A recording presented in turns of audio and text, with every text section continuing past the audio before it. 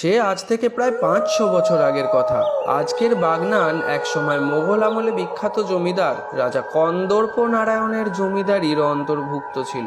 রাজা কন্দর্প নারায়ণ দামোদর নদী দিয়ে বাণিজ্য করতে যাওয়ার সময় খালরে ডেরা বাঁধেন। দিনটি ছিল কালী পুজোর আগের দিন। তার ইচ্ছে ছিল একটু দূরে কোথাও পরের দিন কালী পুজো দেবেন। তিনি প্রচন্ড ভ্রমণ পিপাসু ছিলেন। দেহরক্ষীরা তাকে বারণ করেন রাতে নৌকা ছেড়ে বেরিয়ে আশেপাশে জঙ্গলে ঘুরতে, কিন্তু তিনি মাঝরাতে একা জঙ্গল ভ্রমণে বেরোন। তিনি জঙ্গল ভ্রমণ করতে করতে হঠাৎ চারিদিকে অলৌকিক আওয়াজ পেতে শুরু করেন।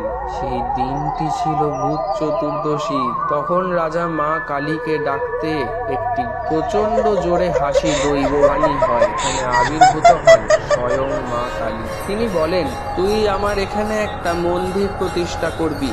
একটা নিম কাঠ ভেসে আসবে দামোদর নদী দিয়ে আজ রাতে, সেই কাঠেই তৈরি হবে আমার মূর্তি। তারপর রাজা মায়ের আদেশ অনুসারে কাঠ পান ও মূর্তি তৈরি করে একটি মন্দির প্রতিষ্ঠা করেন কালী পুজোর দিনে। সেই মূর্তিটি কালের নিয়মে নষ্ট হয়ে গেলেও মা স্বপ্নাদেশ দেন শ্যামপুরের শিল্পী গণেশ চন্দ্র মণ্ডলকে একটি নিমকাঠ একটি বিশেষ জায়গায় ভেসে আসলে সেটি তুলে নিয়ে মাকে মূর্তি রূপে প্রতিষ্ঠা করতে। 1347 বঙ্গাব্দের 32 আষাঢ় সেই মূর্তি প্রতিষ্ঠিত হয়। জয় মা কালী।